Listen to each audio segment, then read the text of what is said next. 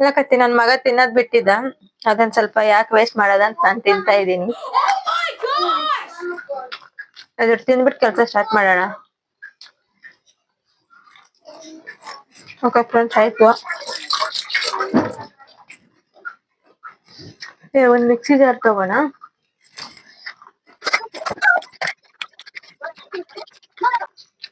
ಸ್ವಲ್ಪ ಅಲ್ಲ ಬೆಳ್ಳುಳ್ಳಿ, 1 kg ಅಲ್ವಾ, ಅದಕ್ಕೆ. ಹಾಗೆ ಪುದೀನ, ಕೊತ್ತಂಬರಿ, ಈರುಳ್ಳಿ ಮೊದಲೇ ಗ್ಯಾಸ್ ಅಲ್ಲಿ ಸುಟ್ಕೊಂಡ್ ಇಟ್ಕೊಂಡಿದೀವಿ. ಈ ತರ ಸುಟ್ ಮಾಡಿ ಟೇಸ್ಟ್ ಚೆನ್ನಾಗಿರುತ್ತೆ.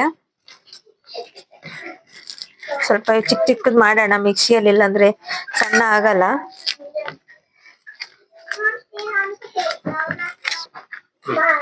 ಇವತ್ತು ಸಂಡೇ, ಎಷ್ಟು ಬೇಗ ಸಂಡೇ ಹೋಗುತ್ತಂದ್ರೆ ಗೊತ್ತೇ ಆಗೋದಿಲ್ಲ. ಬೇರೆ ದಿನ ನೋಡ್ಬೇಕು, ಸಂಡೇ ಟೈಮ್ ಕಾಯ್ತಾ ಇರ್ಬೇಕು ಯಾವಾಗ ಬರುತ್ತೆ ವೀಕೆಂಡ್ ಅಂತ.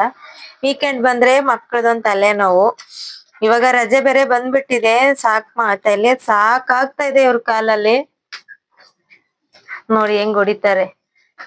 ಏಯ್, ರಜೆ ಬೇಡ ಏನು ಬೇಡ, ಕಳ್ಸ್ಬಿಡೋಣ ಅನ್ಸ್ಬಿಡುತ್ತೆ ಸ್ಕೂಲಿಗೆ. ಸರಿ ಬೇಕಾ ಫ್ರೆಂಡ್ಸ್? ನಿಮ್ಗೂ ಈ ತರ ಆಗ್ತಾ ಇದ್ರೆ ಕಮೆಂಟ್ ಮಾಡಿ.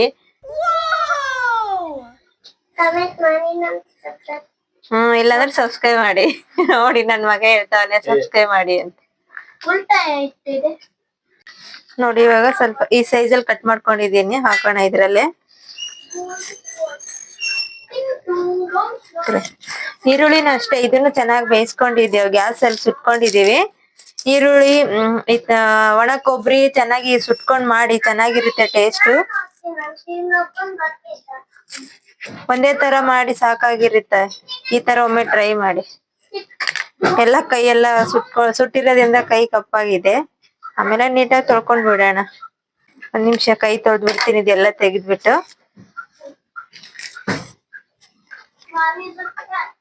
ನೋಡಿ ಇದನ್ನ ಅಷ್ಟೇ ಸ್ವಲ್ಪ ಕಟ್ ಮಾಡ್ಕೊಂಡ್ಬಿಟ್ಟು ಹಾಕೋಣ.